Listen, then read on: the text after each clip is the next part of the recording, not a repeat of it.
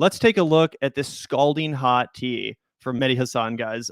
This is wild. You're now just making up stories about me. Having lost the argument and having spent the Trump presidency proudly defending white racist Trump voters, everyone who worked with you at The Intercept, the Bernie campaign, and I am guessing The Hill remembers you as the toxic, dishonest person you are. You don't care about black or brown people, only about getting clicks and attention by starting pointless online rows with others on the left, never the right. Anyways, I won't give you that opportunity anymore. My record on Gaza speaks for itself. And as ever, it was a mistake to engage with your dishonest, nihilistic, toxic self. Goodbye. Well, you want to get into the gutter garden, get a little bit of the beef that's for dinner? Talk about our man Mehdi Hasan versus the world, killed for the crime of being correct, mercilessly attacked on the internet by a bunch of people who were wrong. Let's take a look here. This was an interesting exchange that started on Twitter. Mehdi, he was getting into it with this guy Usman Noor. And we don't need to, go through this whole exchange. I don't really care that much, to be honest. But he says, we will not bend the knee to those who say a Palestinian or Lebanese life is somehow less worthy or less equal to an Israeli or American life. And he links to a speech he gave in D.C. Usman Noor says, good statement. If we refuse to bow to them, then we must refuse to vote for them.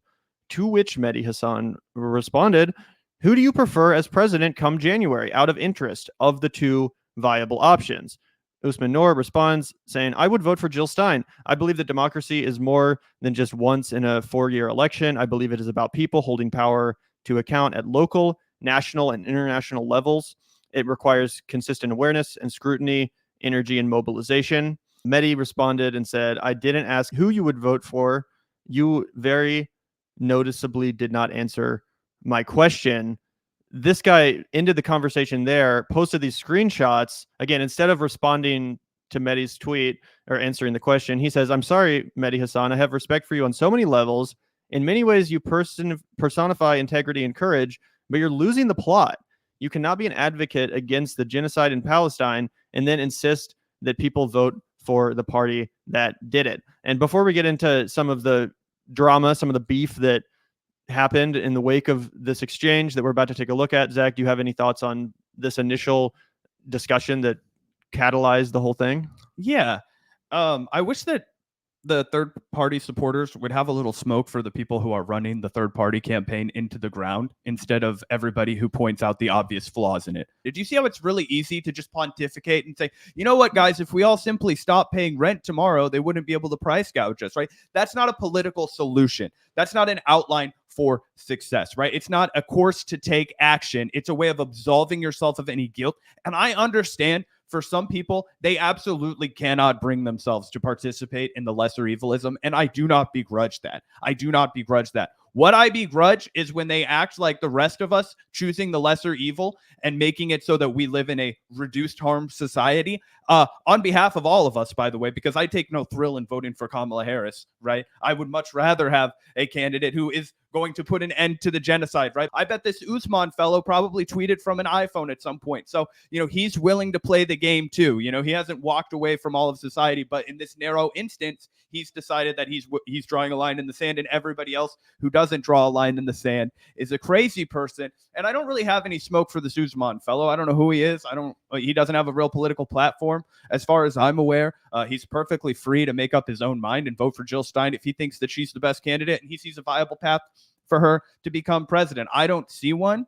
And so the real problem I have is acting like for some reason, like Mehdi Hasan, a Muslim man, I do believe, somebody who has been a tireless advocate for this cause, somebody who lost their show on MSNBC along with other Muslim American anchors, right? This is a man who has put his money where his mouth is. He's been a tireless advocate for this, and you have smoke for him?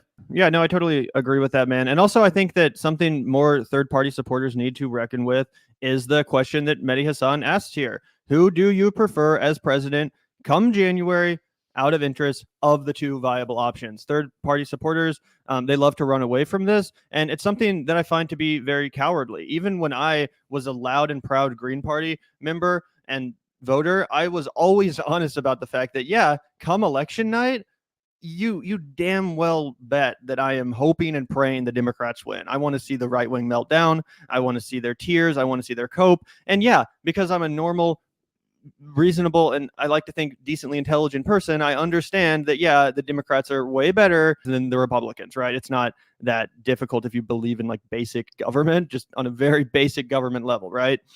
So that's been something I was always 100% willing to admit. And I don't understand why so many people on the third party left, in the third party movement, can't give a direct answer to this. I think it really does reek of intellectual dishonesty and cowardice. It's like, I'm sorry that you don't like either of the options, but these are the options. Vermin Supreme is not going to become president. Claudia de la Cruz is not going to become president. Even if Jill Stein got 3 or 4%, it wouldn't matter on November 6th. She's not going to be able to parlay that into anything. Even if she takes Michigan, they keep talking about this. We're going to turn Michigan green. No, you're not. But even if you did, okay, now what? Does that stop the genocide? No, it doesn't. Anyway, with all that said, Zach, do you want to take a look at the beef that went down in the replies? Oh, yeah, absolutely. Let's scroll, because I saw this earlier. Maybe it was yesterday. I sent it to you because I was like, oh, man, another fruit basket for the Vanguard. Time for us to officiate this little exchange. Mehdi adds, I notice you say a lot of words, but still haven't answered my question. It's very telling. And to Gavin's point, even when we were disagreeing, I voted for Joe Biden. He voted for Jill Stein. We always had that respectful foundation of we are disagreeing about strategy, right? Gavin obviously doesn't want Donald Trump to win. And when you stop losing your hatred for Republicans and you focus exclusively on a hatred for Democrats, that's when you've jumped the shark. That's when you've lost the plot. And this is an absolute batshit crazy thing for Brie Joy Gray to say. She says, imagine if you used your platform to help an anti-genocide candidate solidify a generational political environment instead of manufacturing consent for the pro-genocide party. It's not too late.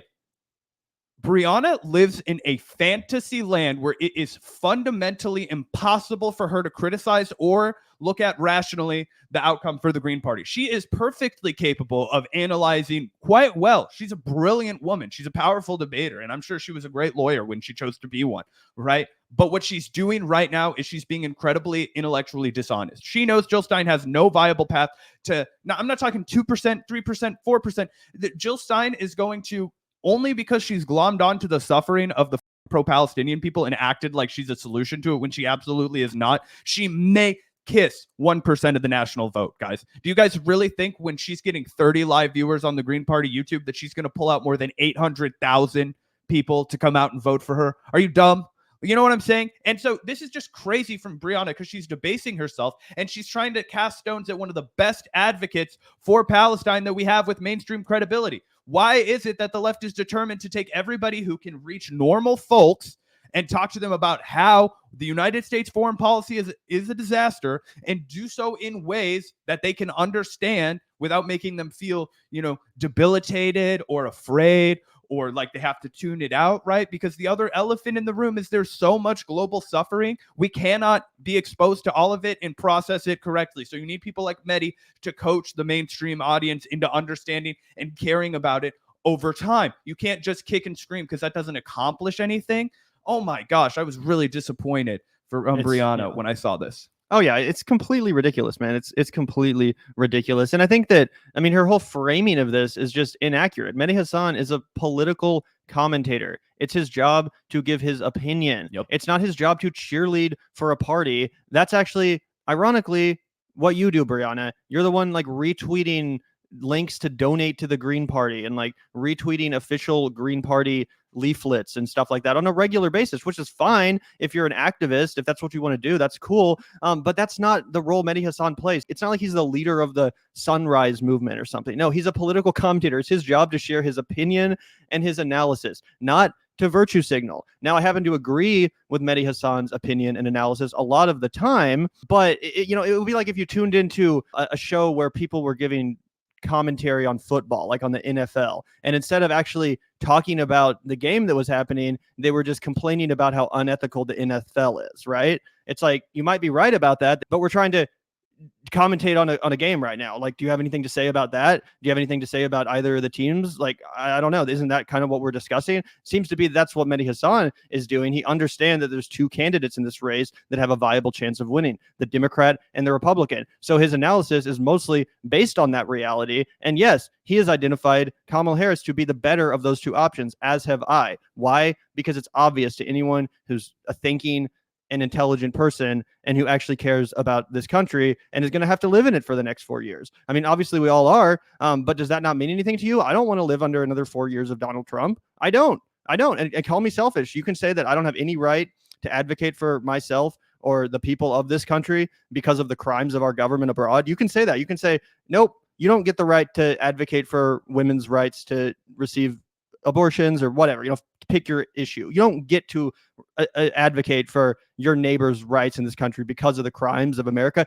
If that's your position, then just say it and say that any participation in American politics is automatically disqualifying and makes you immoral or something, because that's clearly what your stance is. Anyone that participates at all in an effective and successful level and who's not a professional loser, that person's just not even worth talking about, taking seriously, trying to push left, etc. So it's like, okay, what's the point then? What's the point? Because I don't think Mehdi Hasan's mission in life is to come out here and virtue signal on Twitter every day and browbeat everyone who's not part of the same doomed, grifting presidential campaign that he is. Let's take a look at Mehdi Hasan's response. He says, 3 things separate us. I am not okay with the Trump presidency under any circumstances. You are. And I remember you being fine with his last one too. And by the way, for anyone that wants to claim this is outrageous, Briahna is not okay with the Trump presidency. Yes, she is. She has said on air on her own podcast that she's an accelerationist, that she's already admitted that she buys into this insane, ridiculous logic, right?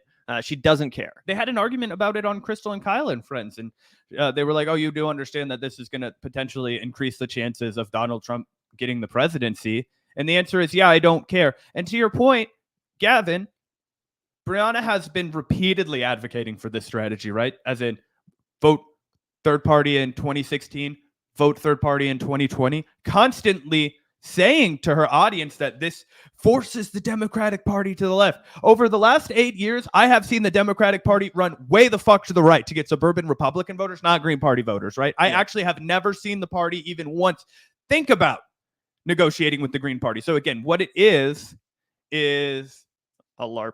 A LARP. Yep. And the only actual evidence of the Democratic Party moving to the left at all, instances like the Alina Khan appointment and NLRB, it's not because of the Green Party's influence. It's because of Bernie Sanders' influence and people like that. Maybe Elizabeth Warren a little bit, right? It's from people that ran in the Democratic Party and moved the Democratic establishment to the left that way. Anyway, Mehdi goes on to say, number 2, I accept hard math. You don't. 2% for the Greens in October means that it is too late to do anything but help Trump in swing states, as Trump himself said. And yeah, once again, I totally agree with that. When it comes to the magical, mythical 5% that the Green Party is always trying to achieve, at least with that, you can say, well, it might spoil the election, but in 2028, we'll have some federal funding so we can be a little bit more serious, right? But guess what? 2% doesn't secure jack shit. It doesn't secure anything. Well, actually, all Gavin, it is a mirage that, like I said, will wash away on November 6th, like a sandcastle after the tide comes in. You know what I'm saying? Like, who cares? Even if you do achieve that, I mean, okay, cool. Good for you. What does that actually mean in reality? Nothing. The Democrats are sweating bullets, Gavin. If they see 2%, they might appoint Jill Stein to be a part of the cabinet instead of a Republican. No. And this is the thing that I really think hits home for me. You and Ware and others have alienated so many people who agree with a lot of your views, sadly, due to your toxic behavior, insults, smears, lies, and circular firing squads. Goodbye, Briahna, and good luck. This is so true. You guys have no idea. It makes me furious to watch people that I know understand the gravity of the situation, who I believe know better than to do this, and instead they're debasing the entire movement by just writing everybody off who doesn't immediately run to support the candidate that they're being compensated by directly or indirectly, and calling them a genocide lover and calling them, hateful people. Yep. And then they want to talk about how Hillary lost because of the basket of deplorables comment. It's crazy. Yeah, no, 100%, bro, 100%. And Mehdi is absolutely correct to identify this issue. It's really embarrassing, quite frankly. I'm not a pearl clutcher. Like, I don't want to come out here and act like Butch Ware is out of pocket and unacceptable, and how dare he say this. But come on, man. This is a humiliating look for the Jill Stein campaign and for the Green Party. Jill Stein for embarrassing herself even more. I imagine it's actually Jason Call running her account, so I guess he's embarrassing her. But either way, picking fights with Mehdi Hasan on Twitter, not a good look if you're a Green Party. Mehdi Hasan, to your average American voter, is like the furthest left voice they will ever hear from on a mainstream platform. I'm serious. Like, when the guy worked at MSNBC, it was crazy they even let him work at MSNBC. He was spitting facts. He was speaking the truth. He was coming with fire. This guy is, without a doubt, probably the furthest left commentator most average Americans will ever encounter. To act like he's some shit lib, to act like he's some DNC sellout is absolutely outrageous, and it proves just how out of touch Jill Stein and Butch Ware are. So here's this one. He says, fresh from attacking Nora Arakat, I would say it's fair. I don't know if they attacked Nora Arakat. They certainly condescended Nora Arakat on several interviews and said that she doesn't understand politics, that she's too new to the game, that she's too stupid and naive. So I mean, it was definitely condescending. But anyway, he says Jill Stein and Butch Ware are now attacking me as a rat, house neighbor, and FBI agent, no less. What a great way to help the Palestinians and stop the genocide. The Greens truly leading the way for the left and for Muslims. And again, like I said, Jill Stein tried to say this is a lie. Mehdi says Butch, he provides the receipts, and he shows Butch Ware in this absolutely humiliating comment saying just that, calling him a house ninja. So he doesn't get banned on Instagram, by the way. Yeah, saying that Mehdi Hasan is caping for Kamala, cashing in on all these fake free Palestine vibes behind a paywall, condemning the resistance. I smell a rat.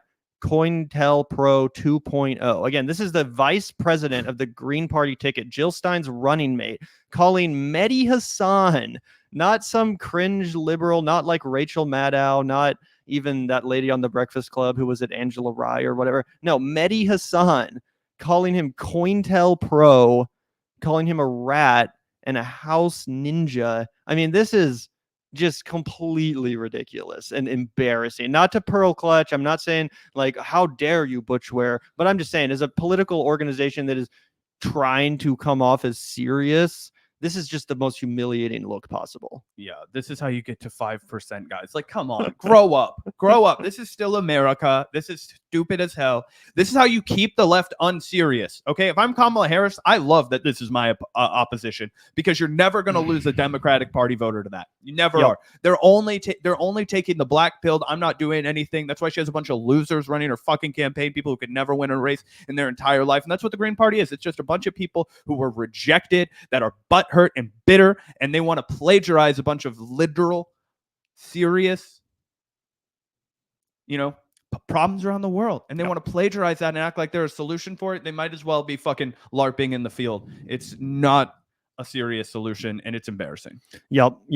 Well, it gets even juicier, guys. It gets even juicier. I'm sure you all know that Briahna and Mehdi both used to work at The Intercept, and it seems like whatever the hell happened at The Intercept left some serious scars for everyone involved. Let's take a look at this. Brie responding to some of Mehdi Hasan's pushback by immediately making it extremely personal. I find this very interesting. A lot of times people that are just married to this strategy and refuse to see any other perspective and refuse to respect any other perspective, instead of just arguing on the grounds of the issues and of the strategy in question, it seems like they like to make it personal, very personal. So let's take a look at what Brie said in response to Mehdi Hasan. Or she says, I remember when you looked me in my black face and claimed your brown children made you more vulnerable to a Trump presidency than I was.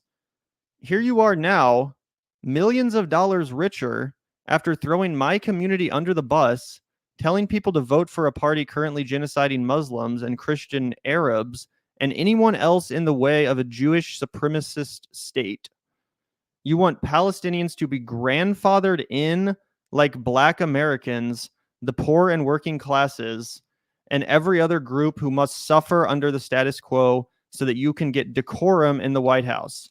Your politics made Trump, not mine, and your willingness to lie about my 2016 influence when I was an anonymous lawyer with 500 followers at the time is confounding. You are an independent journalist who has no obligation to carry water for the corporate Democratic Party and the network that gave you the boot, but you still do so by choice. Meanwhile, some of us have only gotten bolder after being fired for telling the truth. Perhaps the difference between us is that I didn't leave the law and pursue politics for money. That was just a bonus, Briahna. That's why you won't share your Patreon subscribers with the world. I left money to pursue my principles. I hope you can find where you lost yours someday. And again, this is crazy to me because Briahna, she went to work for The Hill, a corporation, Next Star Media, whatever. And for the most part, it seems like, she did a great job at The Hill, just like how I think Mehdi Hasan did a really good job at MSNBC. I don't hold either of those things against them whatsoever. I think after she'd already made a bunch of criticisms about working for corporations being corrupt. That's true. She had made her entire brand off of that and then pretended it was an independent news outlet when she worked there. Yeah. Yeah. So again, I don't have any problem with Brie working for The Hill. I also don't have any problem with MSNBC or working with MSNBC. I think it's fair to say both of them got let go for criticizing Israel ultimately. But what I don't understand about this is that, like, how did Mehdi Hasan in any way change his message? His perspective is the exact same that it has been the entire time I've ever paid attention to his commentary, going all the way back to 2017 or something. It's probably when I first started paying attention to Mehdi Hasan. I don't know, around that time. But to act like all of a sudden Mehdi Hasan is sold out to the Democratic Party, all of a sudden he's turned himself into some propagandist. No, he has the same analysis that he always had.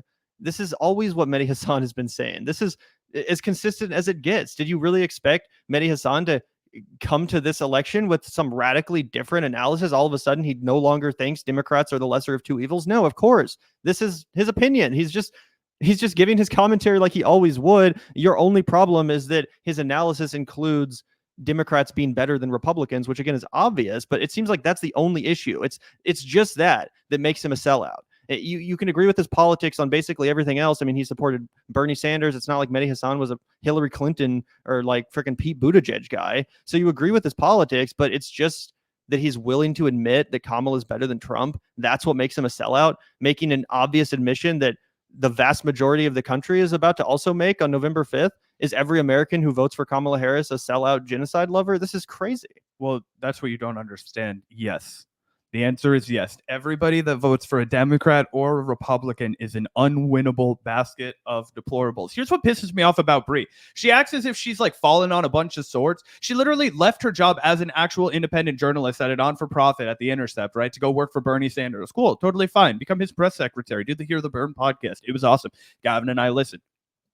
No problem there. She then leaves the Bernie Sanders campaign, starts a Bad Faith pod. No problem. Great.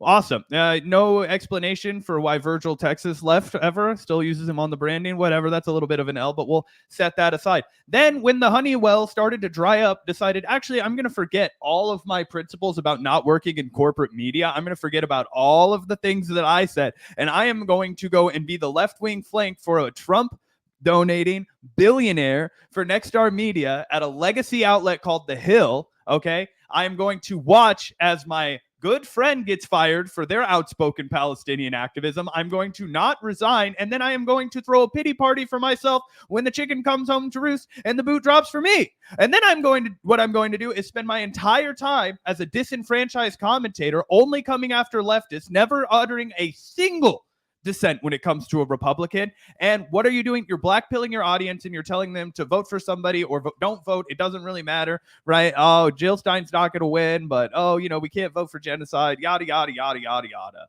Okay. And then you hate identity politics, but you love to bring it up whenever it's in your fucking wheelhouse. Okay, great. Yeah, we're two white guys. Sorry. We shouldn't be weighing in on this. We're just two loudmouths. But don't worry. Jimmy Dore's out here fighting for racial justice, right? Farting for racial justice. That's what he's fucking doing. Freudian slip there.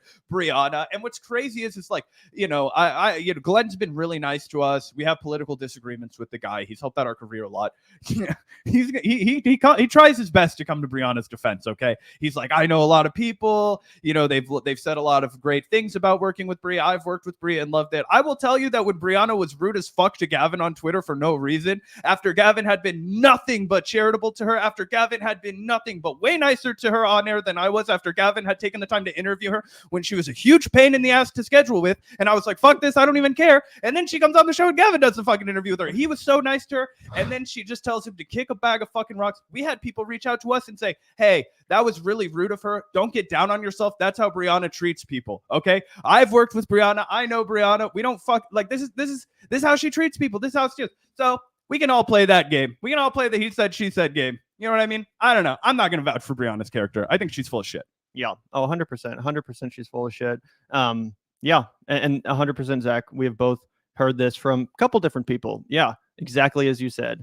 Exactly as you said. And someone else wants to add a little bit of evidence to that pile. Let's take a look at this scalding hot tea from Mehdi Hasan, guys.